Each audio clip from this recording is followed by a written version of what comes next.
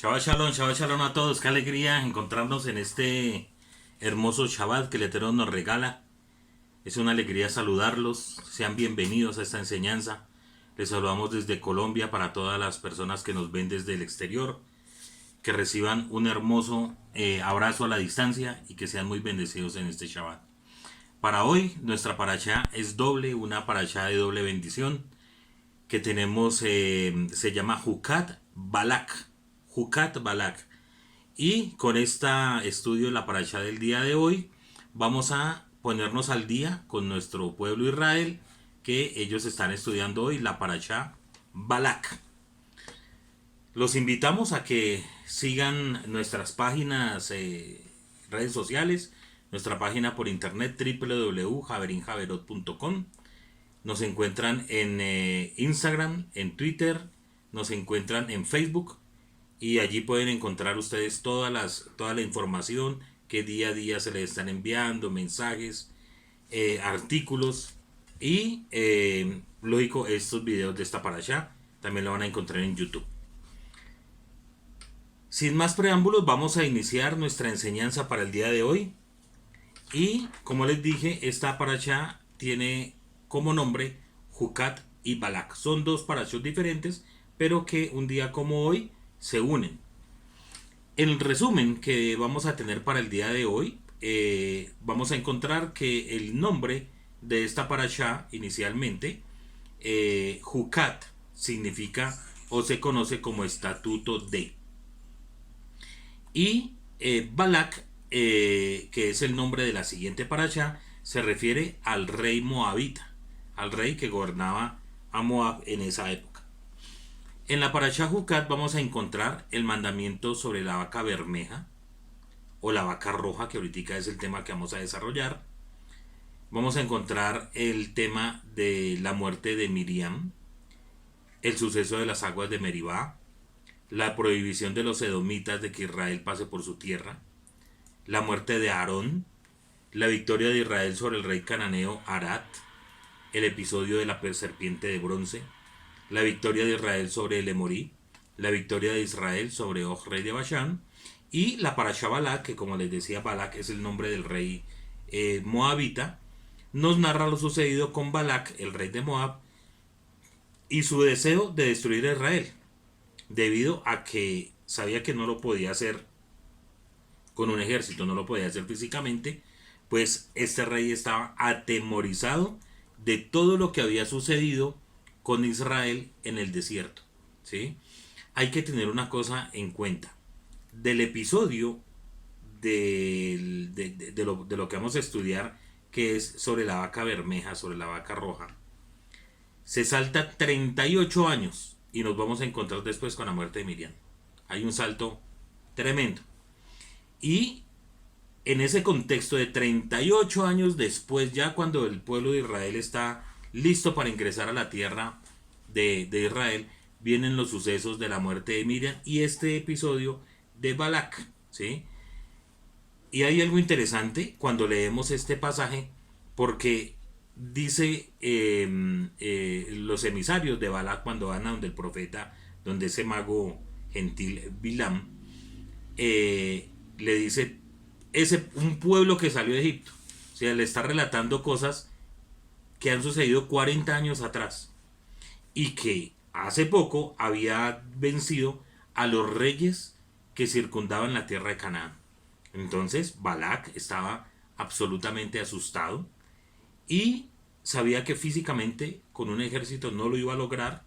Entonces contrata a este mago gentil para que profiriera maldición sobre Israel, pues esa sería la única forma en la cual podría vencer a nuestro amado pueblo. Entonces, eso es a grandes rasgos el resumen de lo que tiene este par de parashot, de porciones de la Torah que estaremos estudiando el día de hoy. Como se dan cuenta, hay bastante tema aquí, pero el día de hoy solamente me quiero detener en el primer precepto que habla esta parashá, que es el de la parashá Jucat, el estatuto de la vaca roja. Entonces, lo primero que vamos a mirar es lo que dice el capítulo 19 de Números.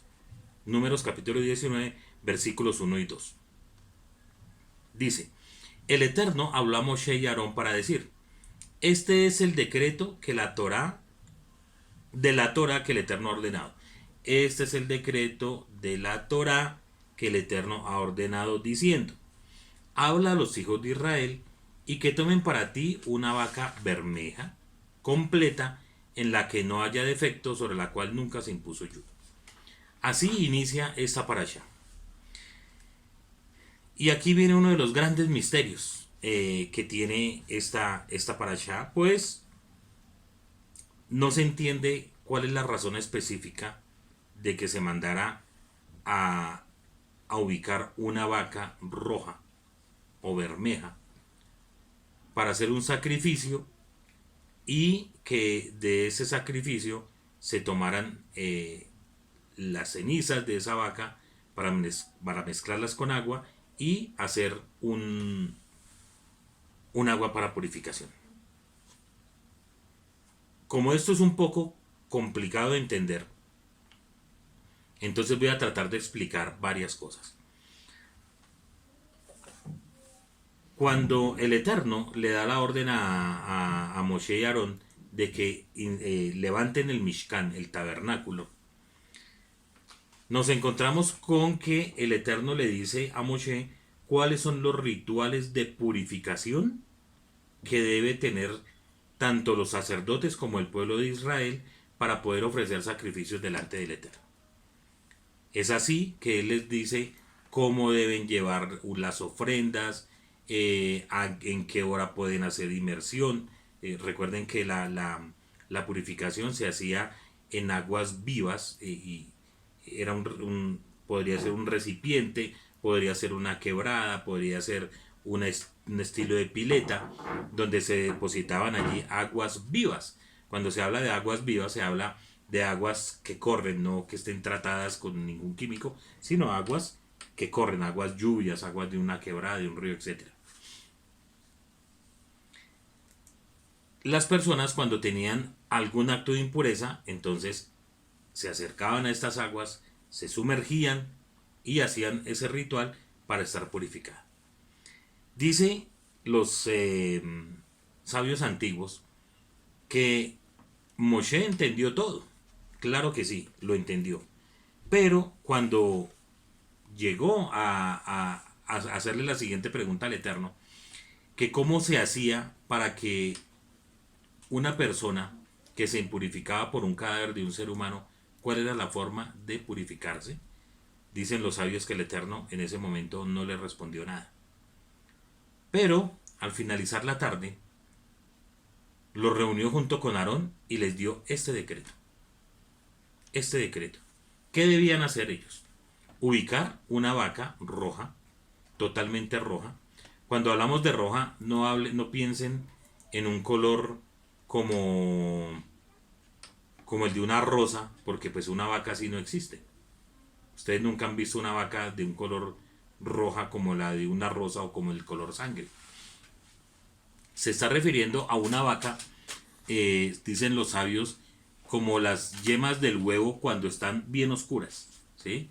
Y esas vacas sí hemos visto en varios sitios. Lo que pasa es que esas vacas que vemos así, que son como café oscuro o un color rojizo, por lo general siempre tienen manchas negras o manchas blancas.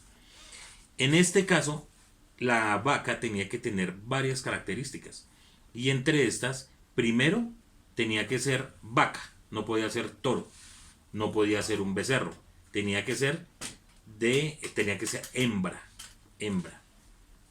Eso es lo primero. Segundo, no podía ser una becerrita, tenía que ser vaca, es decir, que tenía que tener 3 años. 3 años. Y otra cosa que debería tener es que debería ser perfecta para el sacrificio.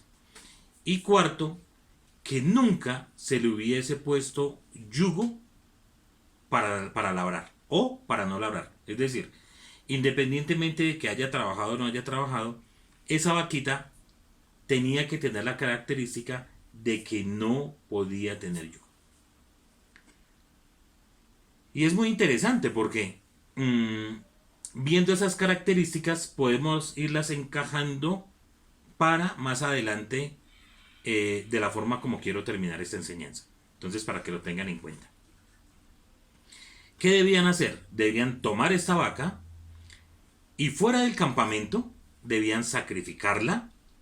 El sacerdote, no el Cohen Agadol, el sumo sacerdote, sino el vice-Cohen Gadol, podríamos decir, era el encargado de llevarla afuera y otra persona, fuera sacerdote o no fuera sacerdote, debía hacer el sacrificio. El Cohen tomaba de la sangre del sacrificio y la rociaba hacia la dirección donde estaba el Mishkan, la entrada del Mishkan. Es decir, que el Cohen se ubicaba de oeste a este o de occidente a oriente, y mirando hacia el oriente rociaba de esa sangre para purificación. Luego tomaban esta vaca y la quemaban totalmente, con todo, o sea, no le quitaban ni la piel, no le quitaban ni las pezuñas, con sus intestinos, sus vísceras, todo, totalmente todo, se quemaba. Y adicional a esto, ponían unos implementos adicionales que era madera de cedro, tenían que tomar hisopo y lana carmesí, es decir, lana roja también, y lo arrojaban en medio de la quemazón. O sea, mientras que estaba ardiendo la vaca allí, se arrojaban estos tres elementos. Luego que ya terminaban el proceso, se recogían todas las cenizas y se dejaban una parte en el Mishkan, otra parte fuera del campamento y otra parte a la entrada del Mishkan. El Cohen que había hecho ese proceso quedaba impuro. Entonces, ¿qué tenía que hacer? Lavar sus vestimentas y lavar su carne, es decir, hacer tevilá, hacer purificación él mismo, es decir, sumergirse en aguas, como les expliqué al principio, y luego sí podía entrar al campamento. La persona que había hecho el degüelle, exactamente lo mismo debería hacer. Debería quitarse su ropa, debía bañarse, debía hacer purificación y era impuro hasta la noche. Luego ya podía ingresar al campamento. Luego, con estas cenizas, lo que se hacía es que se tomaban una parte y se mezclaba con aguas de las mismas con que se hacía tevilá. Una persona que tenía una impureza por haber tenido contacto con un cadáver, o un ejemplo, estamos hablando de la época del desierto, donde habían tiendas de campaña, donde dormían. Si una persona moría ahí, dentro de la tienda, entonces se impurificaba la tienda, los enseres que habían allí y las personas que estaban allí. Esas personas quedaron en un estado de impureza. El estado de impureza por cadáver de un ser humano es el más, el que tiene el más grado, el grado mayor de impureza es ese, ¿sí? El tener contacto con un cadáver humano. Cuando la persona quedaba impurificada, ¿qué debía hacer?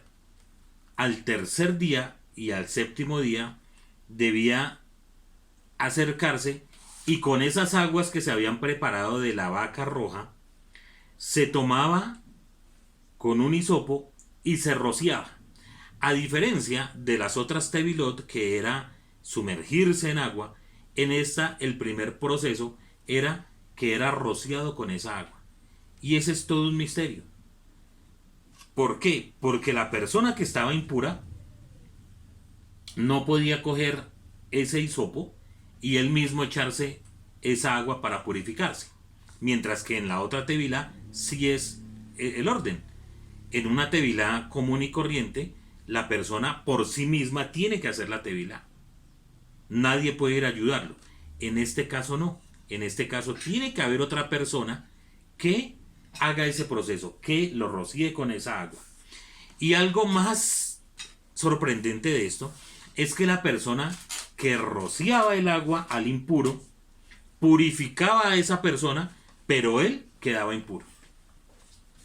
Quedaba impuro hasta la noche. Y todo esto es algo que es un misterio.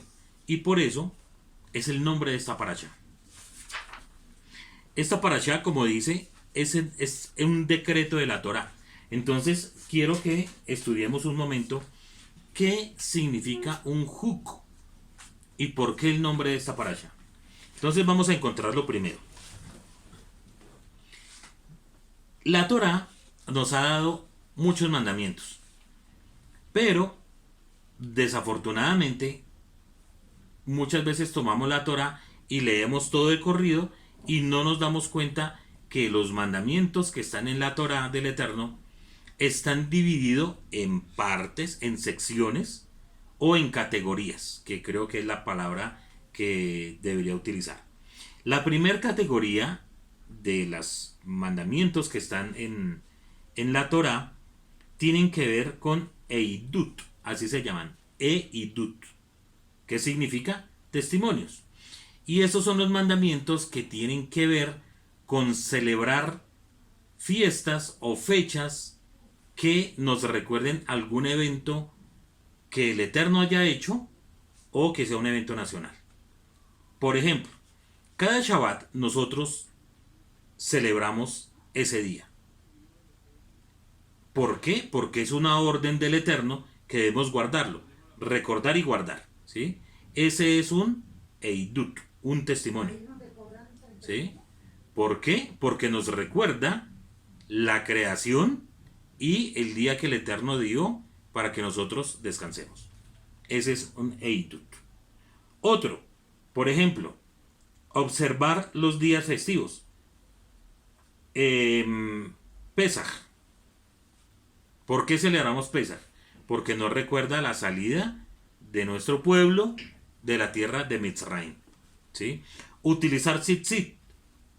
¿Por qué? Porque el Eterno nos recuerda que es para que tengamos presente que salimos de Egipto y que eso nos va, el utilizar los tzitzit nos ayuda a tener nuestros ojos puestos en las cosas del Eterno. Esa es una de las categorías. La segunda categoría las llamamos Mishpatim. Mishpatim, como lo encontramos en Éxodo capítulo 18, creo que es la parasha Mishpatim, que tienen que ver con las leyes civiles.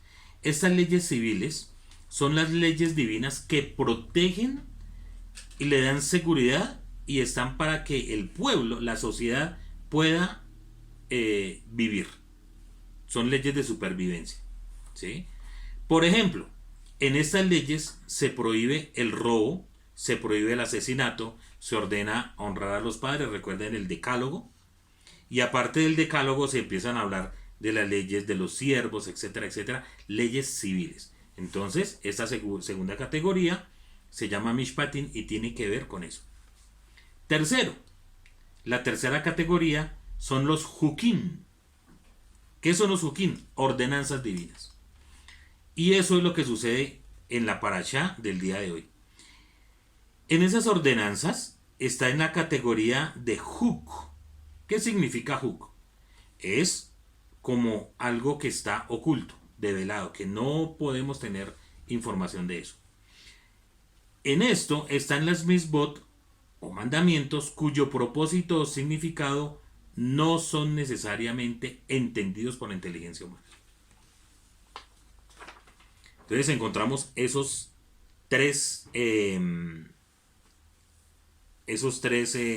divisiones que tienen los mandamientos del Eterno. Algo que quiero hacer en esta parasha es contar un par de historias muy sencillas, pero que nos van a dar un poco de entendimiento del tema. La primera la encontramos con el rabino Yohanan Ben Zakkai. Cuenta la historia, estamos hablando de un sabio del segundo templo, es decir, siglo I, siglo II, que se le acerca un romano en ese momento y le dice, estas cosas que ustedes hacen parecen brujería. Esto parece brujería. ¿Cómo es que cogen una vaca, la degollan, la queman, le ponen unos implementos y con eso purifican a una persona? Esa Torah que ustedes practican es básicamente brujería. Explíqueme eso. Entonces el rabino le dijo, bueno, voy a explicarle qué es lo que sucede. Le dice el rabino, usted personalmente ha tenido alguna vez un espíritu impuro, inmundo en su cuerpo? Dijo, no, gracias a sus dioses no los he tenido. Dijo, pero ¿ha visto que alguien lo tenga? Dijo, sí, yo he visto que alguien lo tiene. Y dijo, ¿y qué hacen entonces? Dicen, pues se toma esa persona, se lleva al sacerdote, el sacerdote le pone a oler unas plantas, hace una especie de saumerio, hace que huela esas plantas y el espíritu inmundo se va. Le dijo exactamente es eso. Nosotros hacemos lo mismo con el espíritu de impureza, le rozamos de esas aguas y queda puro. El hombre pues quedó satisfecho con la respuesta y dijo, pues sí, me convenció, está perfecto. No lo había entendido, bien, y se fue. Los estudiantes del rabino Yohanan le dijeron lo siguiente. A él pudo haberlo movido como, dice nuestro maestro, repeliste a este como con una brizna. O sea, lo que le dijo, el tipo se convenció. Perfecto. O sea, para él fue todo normal. Pero a nosotros nos puedes decir la misma situación y queremos que nos diga qué es lo que significa este decreto. El rabino Yohanan les dijo lo siguiente. Por sus vidas, les dice el rabino a los estudiantes, un cadáver no contamina. Ni la novilla ni la vaca purifica, ni el agua purifica. Más bien, el santo bendito sea él, ha dicho, he promulgado un estatuto para ti, he emitido un decreto, y no está permitido transgredir contra mi decreto. Eso fue lo que les dijo. ¿Alguna respuesta que los dejara satisfechos? No, simplemente el Eterno ordenó hacer esto y así debería ser. Para la gente que no tiene conocimiento de estos estatutos y misterios que tiene la Torá, hay 4 cosas que no entienden. Nosotros tampoco, pero no lo cuestionamos. Pero las personas de afuera lo cuestionan. Algunos dicen que es el Satán o la mala inclinación o las personas que no tienen conocimiento, las personas que nunca se han acercado a la Torah, dicen que estos mandamientos son locura. Y entre esos están 4. Primero, el yibún. ¿Qué es el yibún? Es el mismo tema del levirato, que es cuando una persona se casa con la esposa de su hermano que ha fallecido y no dejó descendencia. Es para hacerlo más claro. Hay una pareja, se casan, el varón murió y la mujer quedó. Y esa mujer quedó sin descendencia. Entonces, ¿qué se busca? Que el hermano del varón tome a la esposa del hermano como mujer y levante descendencia a nombre de él. Eso es algo que para la gente es locura. Sin embargo, la Torah prohíbe que un varón se acueste con su cuñada. Ya tiene que haber ciertas cosas, ciertas condiciones para que ese acto no sea contado como un pecado. Ese es el primero. Segundo, prohibición de mezclar lana con lino. Eso dice la Torah, no puedes mezclar lana con lino. Pero si en el tzitzit, que estudiamos hace poco, que son las puntas de las vestimentas, los flecos, es de lino, y el tejelet es en lana, no hay problema. No hay problema. Tercero, enviar a un chivo al desierto en Yom Kippur como parte del proceso de purificación de pecados. ¿Cómo es posible que se tome un chivo y se mande al desierto solo? Y eso represente que haya purificación para todo el pueblo de Israel. Pero la persona que llevó el chivo queda impuro. ¿Queda impuro él? pero se purifica todo el pueblo de Israel. Y cuarto, ese tema de la vaca bermeja. ¿Por qué para la gente es tan difícil entender esto? Porque parece que fueran contradictorios, por lo que acabo de explicar. Pero son los decretos del rey. Y como tal, tenemos que prestarle atención. En este momento no se puede hacer lo de la vaca roja. No hay templo, no hay Mishkan, no hay nada. Pero por el hecho de que no exista el templo, no quiere decir que no tengamos que estudiar este decreto. No podemos escudarnos en simplemente decir, como no lo entendemos y como no se practica, entonces, pues ni siquiera lo miremos. No, al contrario.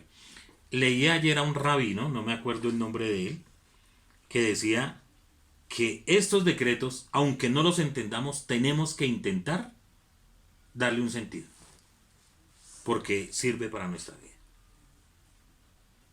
Y es tan importante el tema de la vaca roja, que cuenta la historia de nuestros sabios que se han sacrificado 9 vacas en la historia de Israel. Desde el momento en que fue ordenado, desde el momento del capítulo 19, hasta nuestros días, fueron sacrificadas 9 vacas. Es decir, hasta cuando el templo, el segundo templo estuvo en pie, años 70 de esta era común. 9 vacas.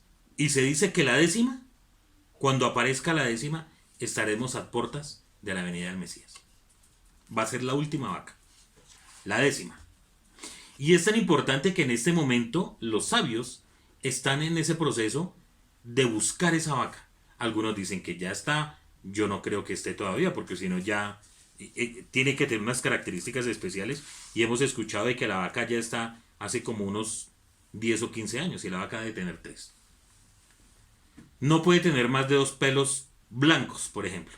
Tiene que ser totalmente roja. Y es tanto la importancia que tiene esto que les voy a contar otra historia. Cuentan en el Midrash que algún día ya tenían que buscar la vaca para poder hacer el tema de la purificación, y de dónde tenían que tomar la plata para comprar la vaca, si no la tenía el pueblo de Israel, de los fondos que estaban puestos en el templo. Entonces, los judíos se dieron cuenta que la vaca la tenía un no judío. Entonces fueron hasta donde él y negociaron la vaca. Le dijeron, mire, sabemos que usted tiene una vaca que cumple estas características. Es roja y la necesitamos para los sacrificios que tenemos que hacer en el templo. Cuando el tipo vio el interés que tenían estos judíos de comprar esa vaca, les dijo, bueno, la vaca vale 40 piezas de oro. Entonces el hombre dijo, listo, no hay ningún problema. Mañana le traemos las 40 piezas de oro. El tipo dijo, este es el negocio. El negocio socio. Los judíos se fueron a recoger el dinero, las 40 piezas de plata, y el tipo se fue a beber y le contó a sus amigos lo que había sucedido. Y entonces dijo, voy a hacer sufrir a estos judíos, porque ahora sí me doy cuenta del valor que tiene esa vaca. Cuando llegaron al otro día, le dijeron, mira, aquí le traemos las 40 piezas de oro, denos la vaca. El tipo dijo, no, ya no la vendo.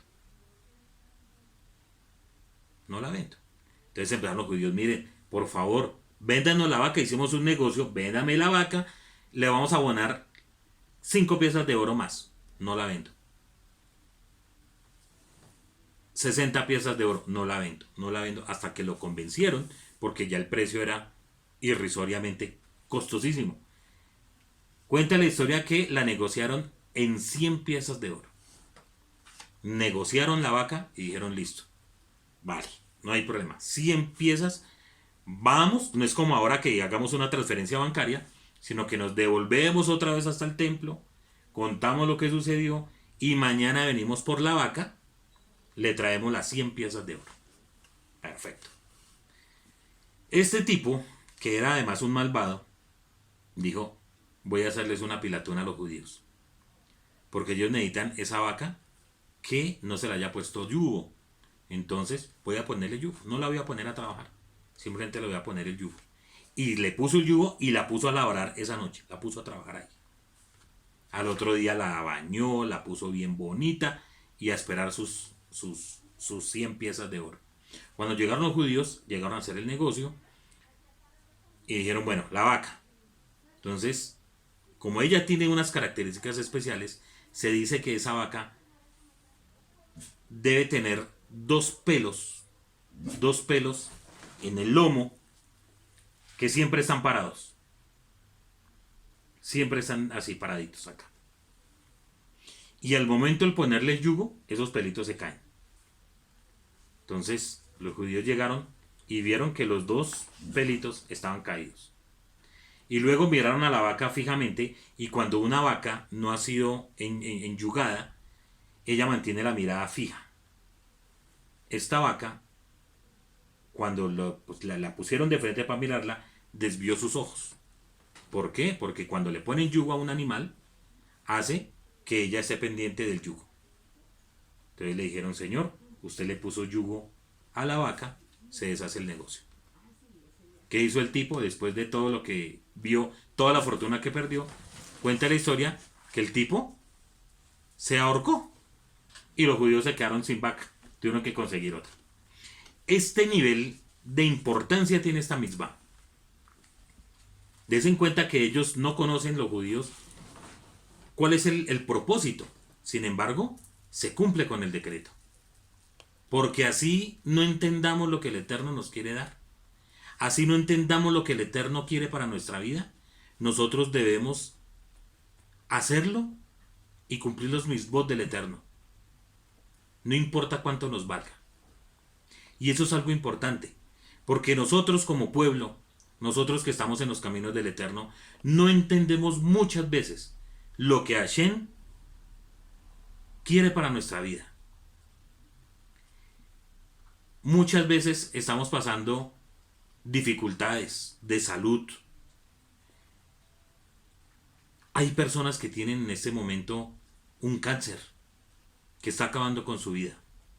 O han acabado de pasar por una crisis financiera. O están pasando dificultades en su matrimonio. O tienen a un hijo o a una hija que se han apartado del Eterno. Y estas cosas no las entendemos. Como hay muchas cosas de las cuales no entendemos al Eterno. Pero lo importante es que como a estos judíos de esta historia que les cuento, así no lo entendamos, tenemos que saber que el Eterno todo lo ha hecho para bien. Y tenemos que esforzarnos en seguir adelante.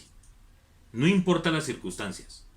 Tenemos que seguir adelante para cumplir con todo lo que el Eterno nos ha mandado. Y esto que sucede, todo lo que sucede acá, este ritual de la vaca roja, nos hace acordar del Mesías. Y hacia allá es donde debemos apuntar nosotros nuestra mirada.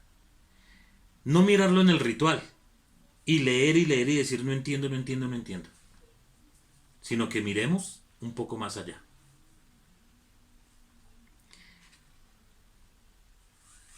El tema de la muerte en un ser humano, ¿por qué se dice que es el más alto grado de impureza? Hace unos días le escuchaba al Rabí Dan hablar de eso. Y él decía que cuando un animal muere, pues muere. Y sí, la gente se contamina y va y hace su purificación. Pero cuando muere un ser humano, con él mueren sus esperanzas, mueren sus sueños, mueren sus logros, mueren sus propósitos y mueren sus fracasos. Estar cerca a un cadáver de un ser humano no solamente es un ser que queda inerte ahí, sino que con él mueren las esperanzas. Mueren todas las cosas por las cuales hemos soñado, por las cuales hemos trabajado.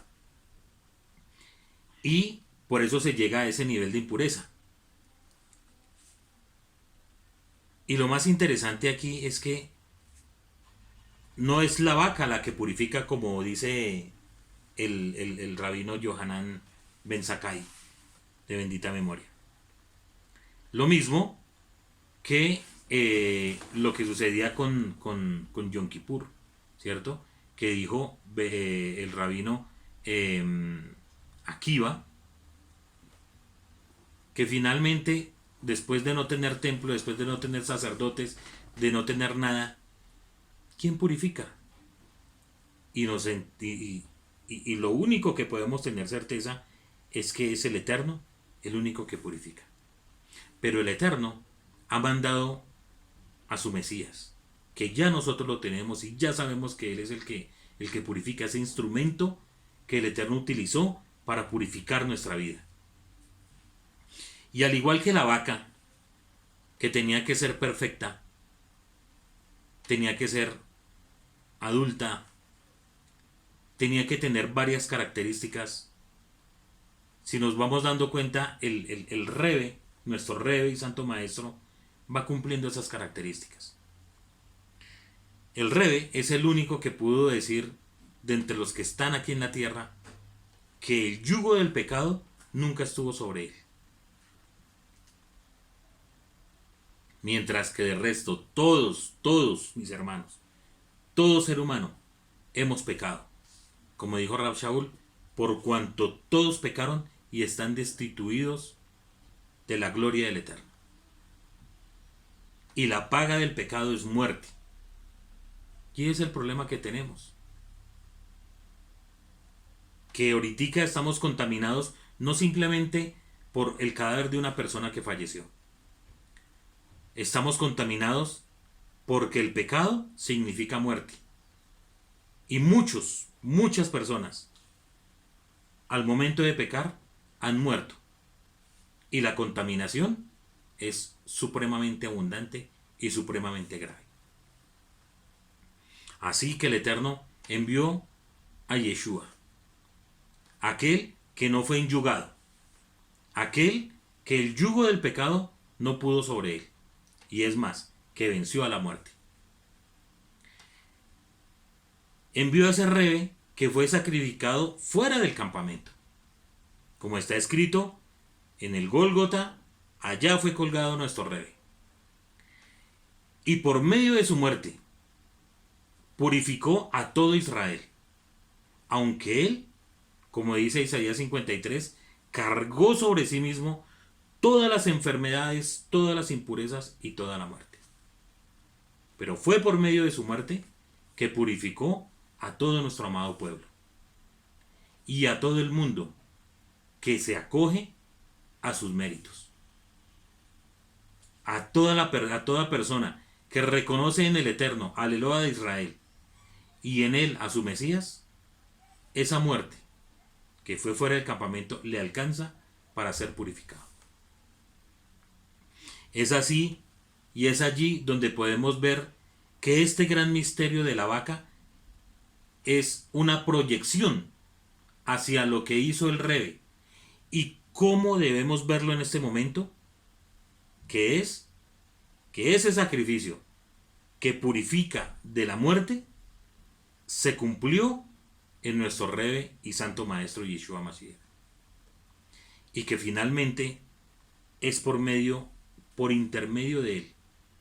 Des en cuenta, ni siquiera él mismo es el que purifica, sino el Eterno que lo envió, que utilizó a ese instrumento redentor, a ese instrumento purificador, el que purifica a todo el pueblo de Israel. Mi amado, si esa es parte de Israel, ten confianza en que la muerte del Rebe, su sacrificio y su posterior resurrección, que el Eterno lo levantó entre los muertos, es suficiente para que seas purificado de todos los pecados, del pecado de la muerte que habita en nosotros. Es esa la única fe que tenemos, y es por eso que nos podemos acercar delante del Eterno. Es allí donde vamos a encontrar el refugio y el reposo, y es allí donde vamos a entender en dónde está puesto este mandamiento, oculto por lo general para todo el mundo, pero que para nosotros tiene un valor muy importante, porque en este mandamiento de la vaca roja podemos ver revelado al Mesías, aquel que nos puede purificar, aun cuando él mismo se impurificó, cuando él mismo cargó sobre él todos sus pecados. Que el Eterno les bendiga, mis amados, que sean muy bendecidos. Shabbat Shalom.